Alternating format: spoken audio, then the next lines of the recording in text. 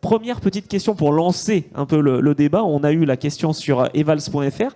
Est-ce que les entreprises ne sont pas là pour aider la société là aussi? Parce qu'on a peut-être un petit peu opposé en se disant bon, on va stopper cette marche en avant.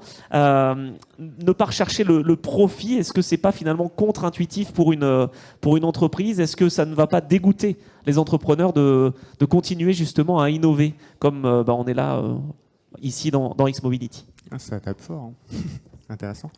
On va devoir faire du marxisme rapide là. Non, mais la problématique qu'on a en fait, c'est que à partir du moment où vous avez quelqu'un qui va capter des bénéfices, si ces bénéfices sont, on va dire, mesurés. Le problème qu'il y a, c'est la quantité de bénéfices. C'est pas tant le fait que les gens fassent des profits. C'est normal qu'on fasse un peu de profit. C'est-à-dire qu'il faut bien vivre, quoi. Il faut bien que les gens mangent. Mais la problématique, c'est justement dans ces perspectives ultra innovantes. C'est que justement, on cherche des x10, on cherche des gens qui à un moment vont arriver, vont tuer le marché. Hein. Il y avait ça sur l'une des slides tout à l'heure. Ils vont arriver et ils vont s'imposer. Ils vont même se mettre en position de monopole. Et c'est ça, là, en fait, le problème. Après, le fait que les gens fassent des profits, c'est pas forcément compliqué. Hein. C'est pas... Après, c'est à qui ensuite va ces profits et surtout sur quoi ils sont extirpés ces profits. Est-ce qu'ils sont extirpés sur tout un tas de travailleurs qui eux vont être sous-payés, voire même vont pas avoir de couverture sociale parce que on a voulu capter ces profits? Est-ce que ça va être des profits qui vont être pris sur des gens qui sont dans des positions en fait de dépendance par rapport à la technologie qu'on leur met et qui n'ont pas le choix de l'utiliser, notamment la bagnole, et à qui on va venir extirper les profits en disant je vous rends service? Ou est-ce que c'est juste, je mets à disposition de la collectivité un service et je le mets à prix pratiquement coûtant, je paye mes employés, mais je me fais pas une méga marge derrière. Alors après, vous allez me dire, oui, mais il faut pouvoir payer la R&D, tout ça. Oui, sauf que dans les faits, c'est pas ce qui est fait. En fait, dans les faits, les entreprises font, malheureusement, quand elles sont grosses, très très peu de R&D. Et il y a énormément d'argent qui va au salaire et aux dividendes. C'est juste ça que moi je veux voir baisser. Et là, dans ce cas-là, qu'on aille remettre ça dans de l'innovation et pas de problème. C'est un petit peu l'histoire de ce qu'on a vu hier, Michael. C'était de se dire finalement keep it simple, quoi. La voiture, on ne doit pas aller dans le phare ultra innovant, etc. Pourquoi? Pour qui? Finalement, trouver du sens, c'est aussi ça. Oui, Niels a tout à fait raison. Les constructeurs essayent de faire plus d'argent avec cette idée de vendre plus de produits dans le produit. Et toutes les études qui ont été faites, qu'on a montrées, dont on a évoqué hier, qui montraient que les gens avaient besoin, que la planète avait besoin de choses plus sociales et plus écologiques et plus durables. Toutes ces études-là ont été, depuis 10, 15 ans, 20 ans, complètement documentées. Et dans ce modèle de vendre toujours plus de produits dans le produit, ça ne rentre pas. Donc, ils ne l'ont jamais fait. Personne ne l'a fait. Plein de gens essayent de le faire. On va voir Midi Pile ou tous les gens qui exposent ici aujourd'hui. Parce que tout le monde sent que c'est le bon sens. Mais personne... J'espère que ça va bien marcher pour eux, mais c'est très très dur. What if, pour faire de l'anglicisme, et si on trouvait une façon de voir les choses, la mobilité en particulier, ou plein d'autres sujets économiques et sociaux, où la durabilité serait proactive dans ce sens-là. Ou si on arrivait à dire, écoutez, arrêtez de faire des 4x4 à essence, ou enfin avec des performances surdéveloppées, et si on valorisait autre chose qui serait dans l'usage et que ça rapporterait aussi bien à la personne qui l'utilise ou qui l'achète, si c'est une flotte ou un véhicule personnel, hein, suivant les cas, et si les constructeurs pouvaient gagner plus d'argent, enfin le provider, le distributeur qui ait envie d'être motivé par des raisons sociales et politiques ou par le profit, s'il dit ah ben je m'y retrouve là-dedans, et on a fait les calculs, et en fait ces calculs avec des micro-commissions inférieures à ce qui existe aujourd'hui dans tous les gestes commerciaux qui tournent dans différentes activités, on s'est aperçu que ça commençait à être 2 fois plus rentable, 5 fois plus rentable, 10 fois plus rentable de faire des voitures durables, solides, qui ont une dimension qui permette le maximum d'usage, donc qui ne soient pas trop petites ou trop grandes, ou qui soient trop chères, enfin non, il n'y a plus de question de prix puisque l'argent est pris c'est celui qui paye, celui qui gagne de l'argent avec. Donc tous les gens qui profitent du fait qu'on se déplace, les vendeurs de pneus, le vendeur d'électricité ou d'essence, les assureurs, tout ça, qui s'y retrouvent là-dedans et qui participent avec ce système de micro-commission qui est possible grâce à la puissance numérique de 2022, enfin de ce début du XXIe siècle. À ce moment-là, ça devient possible et plus rentable pour eux. Donc, cette idée, c'est de faire du judo avec ce système économique débile dans lequel on vit, de dire, si c'est ça qui vous intéresse, vous gagnerez plus avec une plateforme durable. Vous pouvez gagner plus avec une plateforme durable si on prend l'exemple de ce que font les GAFAM qui sont polluants et qui changent nos habitudes sociales, pas dans le bon sens, ou sociales ou même humaines. Mais comme tout à l'heure tu disais, si on utilise seulement la partie mesurée ou intéressante de la tech ou de la puissance numérique qui est disponible aujourd'hui, mais qu'on la prend et qu'on l'applique à certains endroits, ça devient rentable pour la mobilité de le mettre, et pas seulement, et tout devient proactif. Et ce genre de véhicule que j'attends avec impatience de voir expliquer tout à l'heure pour Midi Pile, qui est une belle réussite. Je ne sais plus où je voulais en venir, mais enfin, vous avez le truc. Donc, on peut le faire. Oui. Ça est simple. Non, mais pas tant que ça, mais ça existe. Tout est là. Il suffit juste de connecter les points qui sont faits dans d'autres disciplines, de le mettre sur le système économique. Alors Andreas Vlasak, on sait que Forvia l'a compris. Déjà, les équipementiers sont partis d'une voiture qui existe et à l'intérieur, on travaille sur différents matériaux, des choses un petit peu durables. On n'est pas encore dans la low-tech, mais en tout cas, on a compris que finalement, il y avait un moyen pour les équipementiers de pouvoir dégager justement du profit en se basant sur l'existant et en faisant aller plus loin justement ces véhicules qui peuvent être réutilisés. Ouais, ça marche ? Oui. Effectivement, je pense que ça, c'est un premier pas. Donc, à mon avis, ce n'est pas du tout une opposition à ce que vous avez dit ce matin. On parle d'un constat aujourd'hui. Il y a un parc automobile qui est sur le parking, qui est dans les rues. Et la chose, je pense à ce que j'avais dit à la fin de mon intervention hier, la chose la plus durable, c'est ne pas le remplacer par autre chose. Même une voiture d'aujourd'hui qui n'est pas optimisée au niveau sustainability, tous les critères CO2, etc., est toujours mieux en CO2 que son remplacement, ne serait-ce que par le fait de le remplacer. Donc si je peux augmenter la vie de la voiture et en plus peut-être avec un refurbishing, remanufacturing, etc., obtenir ou enlever les problèmes de ce véhicule, par exemple de passer de quelque chose qui est thermique à quelque chose qui est électrique, et encore ça dépend comment c'est fait, c'est la meilleure des choses. Justement, mon exemple personnel, moi je me déplace en ville, jamais en voiture, et mon vélo, le cadre du vélo, il a 30 ans. Mais tous les composants, je ne sais pas combien de fois je l'ai essayé changer, ça marche parfaitement. Déjà, j'ai du mal à trouver un cadre de ma taille. Mais oui, c'est ça. C'est une des raisons. Mais ça marche, et je pense qu'il y a beaucoup de gens qui adhèrent à ça, parce qu'il y a aussi il y a un côté même passionnel de mon produit, et là je parle de ownership, parce qu'il m'a accompagné, il y a une partie de mon histoire de vie qui est opposée à l'autre histoire qui est en train de se créer, qui n'est pas plus mauvaise, de dire je dématérialise, je ne suis plus propriétaire de quoi que ce soit, j'utilise une grande voiture le week-end où j'ai besoin d'une grande voiture parce que je suis nombreux, ou une voiture sportive parce que j'ai envie de faire ça, mais je la rends le dimanche soir et je suis de nouveau sustainable pendant la semaine.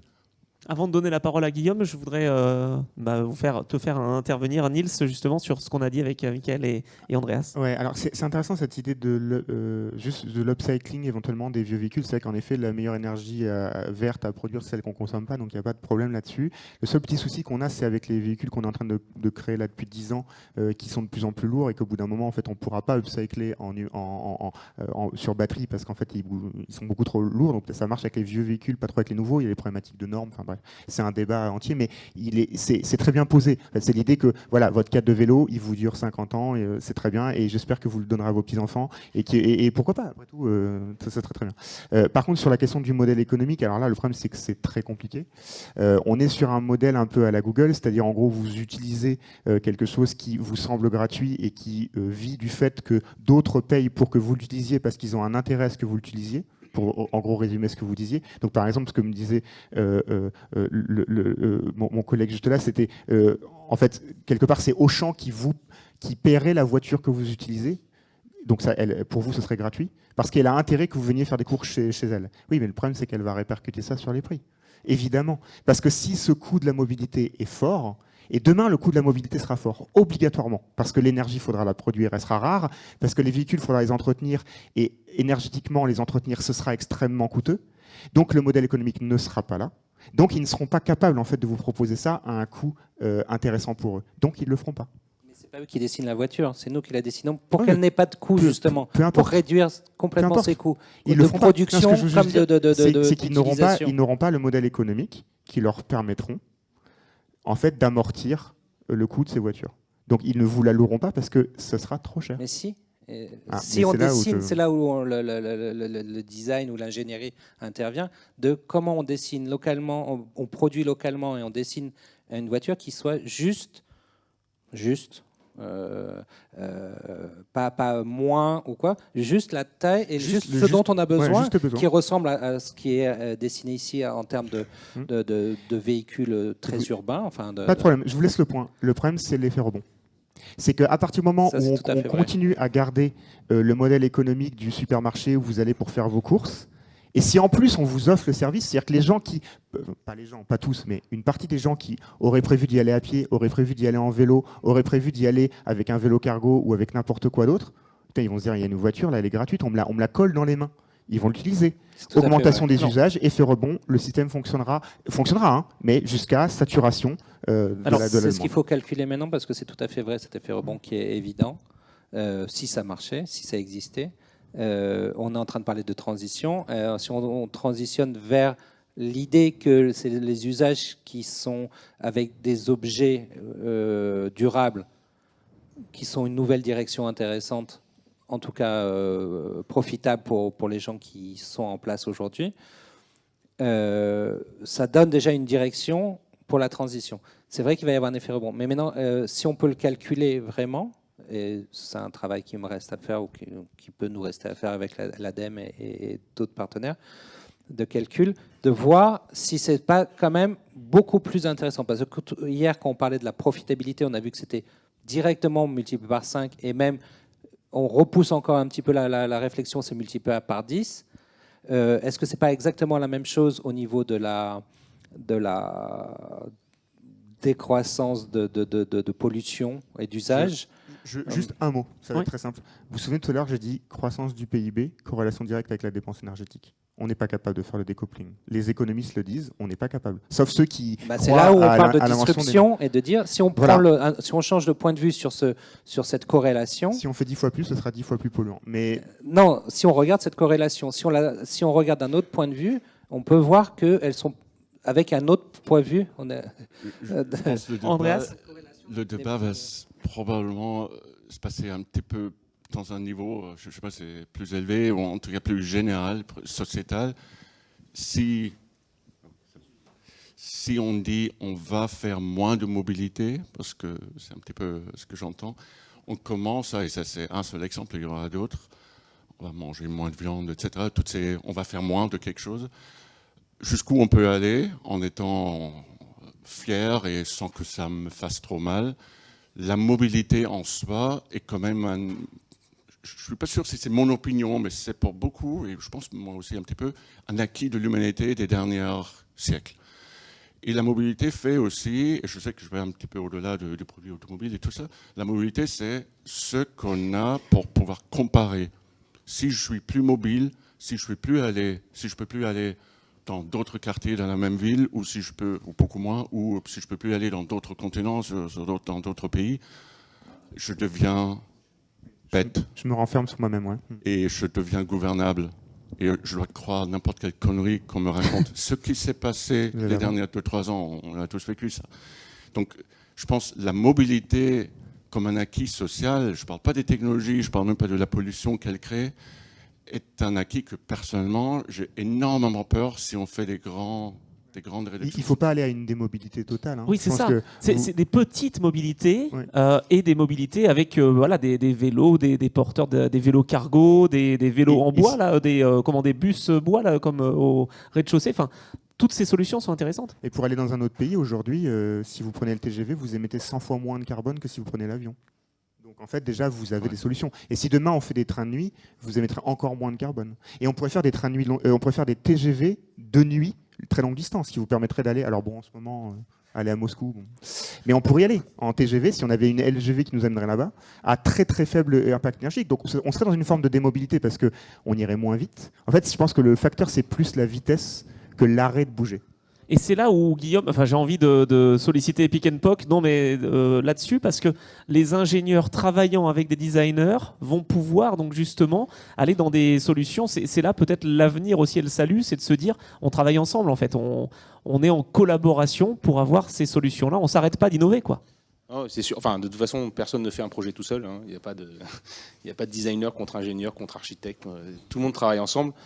Moi, je trouve que tout ça, ça questionne une notion qui est la notion de mieux vivre. Et qu'est-ce que ça voulait dire le mieux ? Peut-être qu'il y a 20 ans, peut-être qu'il y a 50 ans, le mieux vivre, c'était des meilleurs produits, etc. Là, peut-être que, alors je ne vais pas dire le gros mot paradigme, parce que tout le monde l'utilise, mais en gros, qu'est-ce qu'on attend pour mieux vivre ? Donc, mieux bouger. Et mieux bouger, avant, c'était plus vite. Maintenant, c'est peut-être, il y a d'autres critères en fait là-dessus.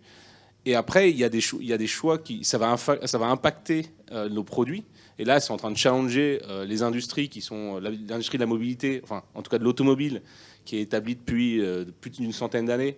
Elle a pris quelques aises et quelques automatismes qui sont un peu challengés. Et donc, c'est ce challenge en fait qui est compliqué aujourd'hui pour l'automobile. Après, plus de techno, moins de techno, etc. Si c'est mieux, si ça répond aux critères de ce qu'on appelle mieux, et c'est ça qui est pas facile à exprimer aujourd'hui, il n'y a pas vraiment de débat pour moi. Et après, c'est bien le faire, le penser dans la durabilité, dans la qualité des matériaux, etc. Donc c'est vraiment le challenge, il est toujours... nous, on a l'habitude de dire, quand on parle d'un écran, il faut réfléchir à la voiture. Quand on parle de la voiture, il faut réfléchir à la mobilité. Quand on parle à la mobilité, il faut réfléchir et ainsi de suite. Et donc là, on est obligé de se poser la question, c'est quoi mieux vivre pour penser mieux bouger. Et donc là, on va aller dans l'innovation, dans la ville, justement, dans les infrastructures, parce que c'est ça aussi une low tech city, finalement. On l'a vu avec les pistes cyclables temporaires, ça peut très bien se faire rapidement, en fait.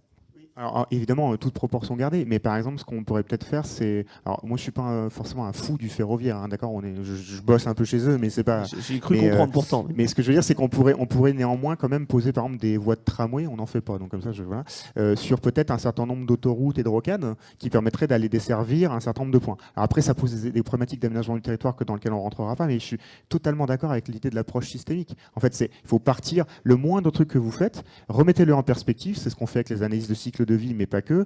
Et du coup, on va pouvoir aller vers des choses qui vont être beaucoup plus intelligentes. Et juste pour dire, moi, je suis pas du tout anti-high-tech. Je suis hyper content, par exemple, quand je vais chez le dentiste. C'est la vanne aussi de Philippe. Hein, mais quand on va chez le dentiste, on est content d'avoir un scanner ultra machin et des outils pas possibles. Ou quand on se fait ouvrir le bide, qu'ils aient des voilà, ça oui, complètement, qu'on le garde, mais qu'on mette la technologie à cet endroit-là, là où on en a vraiment besoin. Est-ce qu'après on a besoin de la mettre partout? Peut-être pas. Non, voilà, c'est ça, c'est choisir, c'est le pourquoi justement. C'est là où on avait conclu la table ronde hier, c'est le pourquoi. On a le drone, H-Drone par exemple, qui est dans le domaine de la santé, par exemple. Voilà, si ça peut faire des innovations pour la société entière, ben voilà, les designers ont cette responsabilité-là, entre guillemets, j'imagine, Michael.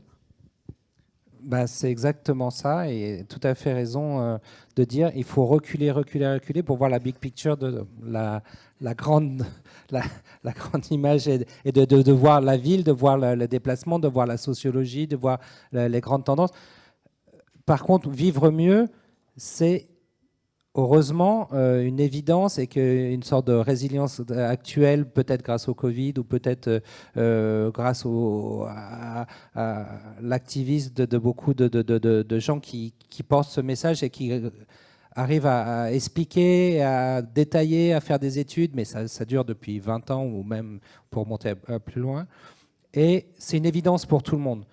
Le problème, c'est que c'est le cadre dans lequel on est et qui nous fait penser que qui nous a contraint à nous dire, oui, on doit aller chez Auchan pour acheter à manger. On peut pas, il y a plus la boutique n'est plus là, le boucher n'est plus là. Il faut acheter sa viande chez Auchan et faire 5 ou 10 km pour aller la chercher. Tout le monde. Le grand message, l'électricité, il n'y a rien qui sort du pot d'échappement. La pollution, c'est le pot d'échappement. Donc, s'il n'y a rien qui sort du pot d'échappement, c'est pas polluant. Et on s'aperçoit que si, quand même, on se mord la queue et on tourne en rond depuis une dizaine d'années au niveau technique, au niveau design, en disant oui, on n'a plus de firewall, donc parce que c'est une voiture électrique, donc on peut mettre la porte à un autre endroit ou le conducteur. Mais au final, on reste toujours dans ces contraintes-là. Et c'est vrai que si on commence à reculer, qu'on voit les choses dans tous les acteurs, et si on arrive à connecter et à avoir un point de vue différent parce qu'on regarde ça de plus loin, à ce moment-là, on peut réintégrer cette idée de bien vivre comme une bonne valeur. Parce que c'est vrai que depuis les années 80, c'est le cadre dynamique en 205 GTI qui était une valeur positive. Et que ça nous a amené où on en est aujourd'hui avec des 205 GTI qui sont des 4x4 énormes et qui sont des stupidités de vie où personne n'est heureux, ni eux, ni nous.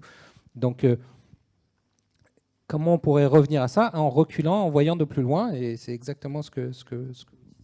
Oui, tout à fait. Et je vais rebondir là-dessus parce qu'on a une question justement sur evals.fr. N'hésitez pas à poser vos questions. En fait, la présentation de ce matin, Nils, c'était assez clivant dans le sens où la low-tech était présentée finalement un peu de forme moralisatrice, entre guillemets. C'est là-dessus aussi qu'on peut peut-être jouer, c'est sur la communication. On sait que là, entre nous, on est dans l'innovation, on est dans la mobilité, etc.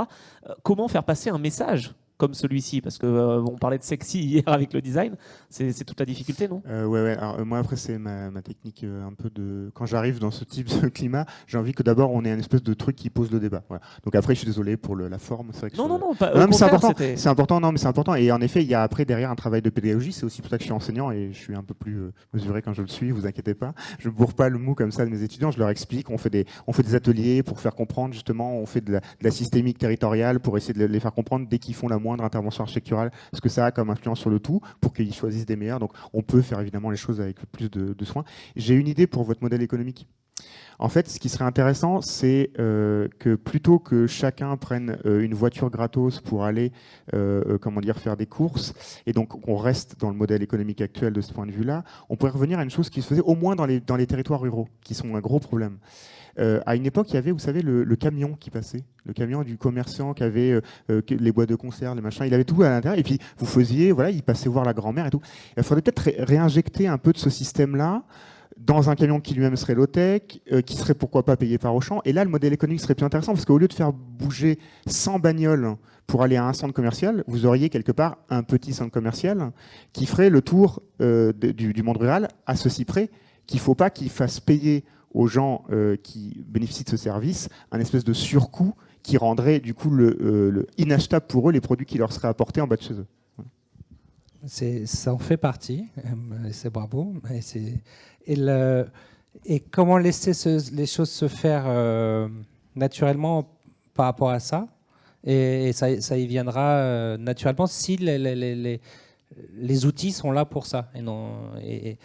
Et donc c'est exactement ça, c'est là où le design intervient, pour laisser des choses transparentes pour que les gens puissent développer ce genre de business. On en a parlé hier un tout petit peu.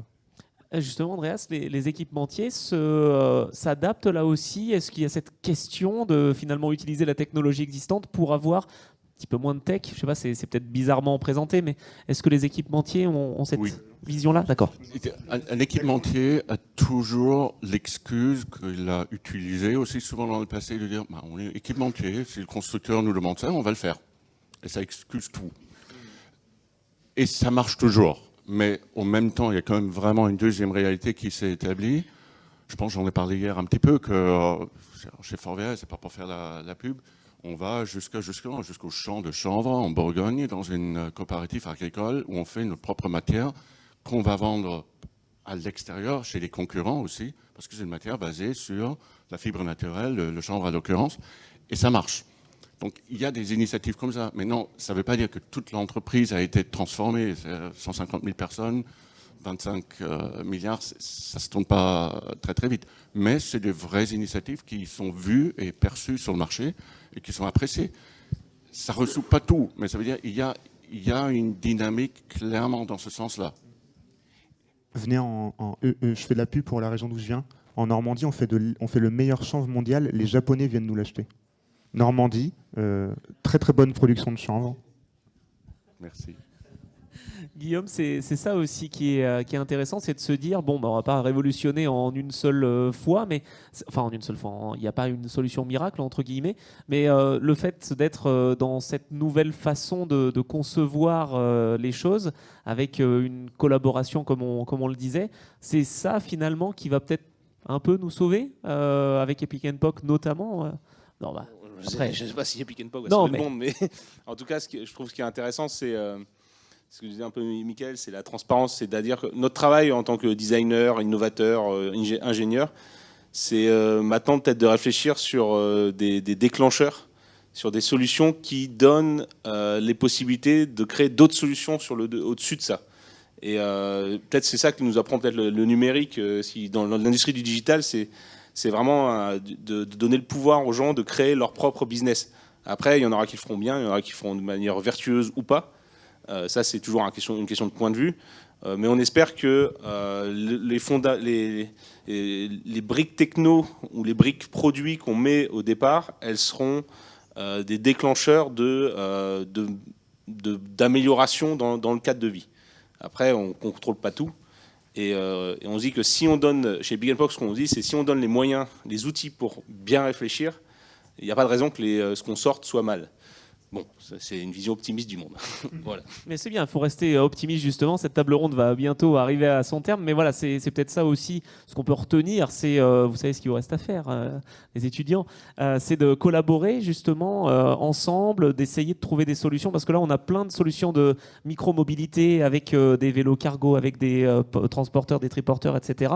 Peut-être de tout mutualiser finalement et d'essayer de travailler ensemble parce que l'intelligence collective, ça va nous emmener un peu plus loin et peut-être aussi, alors sans arrêter complètement d'utiliser la technologie, mais essayer finalement d'utiliser mieux, peut-être pour d'autres utilisations, comme on le disait dans une low-tech city. Exactement, ce qui est un peu triste, enfin c'est pas triste, mais les briques technologiques que justement vous employez, ce qui serait génial, c'est que justement, par exemple, tout un tas d'entreprises qui sont ici, qui font tous ces petits véhicules, se regroupent, décident d'en faire un commun, mettent ensemble leurs brevets, et là tout d'un coup, alors soit on passe dans du brevet complètement open source, et puis voilà, dans un monde qui est régi par le marché, c'est un peu compliqué, mais pour le coup, déjà il y a des associations un peu plus grandes, donc moi ce que je conseille aux jeunes qui sont là, c'est plutôt que de monter votre start-up avec votre super idée dans laquelle vous allez faire un brevet pour faire un mini modèle économique où vous allez vous galérer, plutôt essayez de rentrer dans une boîte qui a déjà développé quelque chose et venez avec votre idée en plus et dites écoutez, moi je vous apporte cette brique technologique là, votre véhicule sera mieux, et puis qu'est-ce que vous pensez, et puis une fois que vous êtes dedans, vous dites ce serait peut-être pas mal qu'on aille se marier